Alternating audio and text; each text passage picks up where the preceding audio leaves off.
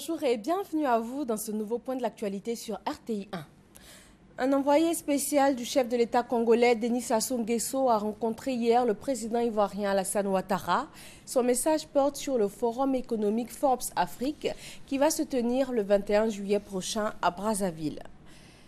Les pays d'Afrique sont réunis pour harmoniser leur politique en administration maritime.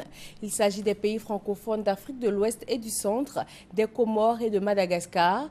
La rencontre régionale se tient ici à Abidjan le 9 et 10 juillet. L'Office national de la protection civile, ONPC, sensibilise les populations du pays sur les effets néfastes des saisons des pluies. À Dabou, il a été question du changement de comportement afin d'éviter des drames en cette saison pluvieuse. Herman Yamia. Localité marécageuse, la commune de Dabou n'échappe pas aux inondations pendant les saisons pluvieuses. À preuve, pendant les pluies diluviennes de l'année dernière, la voie principale Abidjan-Dabou était totalement inondée et les voies d'accès aux différents quartiers de la commune ont connu aussi le même sort. En plus, certaines habitations dans cette cité sont à risque. Le site même, de manière générale, de Dabou, il y a beaucoup de dénivellation, ce qui fait que lorsqu'il pleut, on se retrouve dans des anciens quartiers, même les nouveaux quartiers aussi, dans des zones qui sont à risque. Il faut donc prendre des mesures pour éviter d'éventuels drames pendant cette saison des pluies.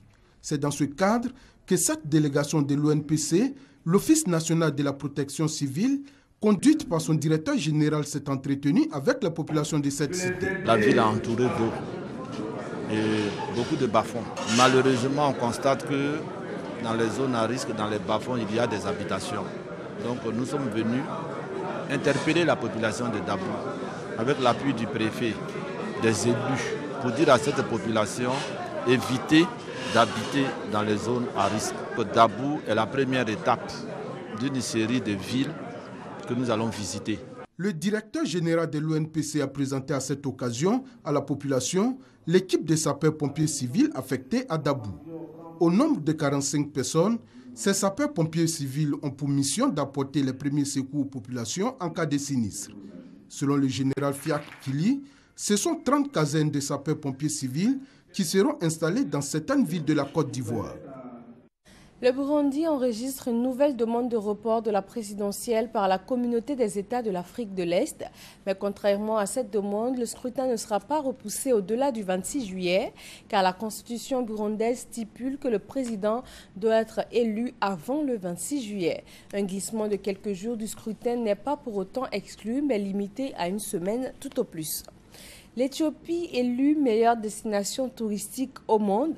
Le classement a été effectué par le Conseil européen sur le tourisme et le commerce, un choix favorisé par l'excellente conservation des monuments du pays.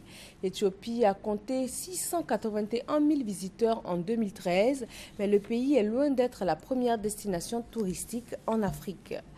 La Grèce a comme prévu détaillé un plan de réforme à l'Union européenne.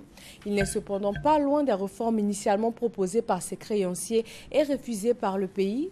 Il prévoit entre autres une hausse de la TVA et des réformes concernant les retraites. Ces réformes proposées par la Grèce vont être étudiées ce vendredi matin. Merci de nous avoir suivis. Rendez-vous à 13 h pour d'autres informations sur RTI 1.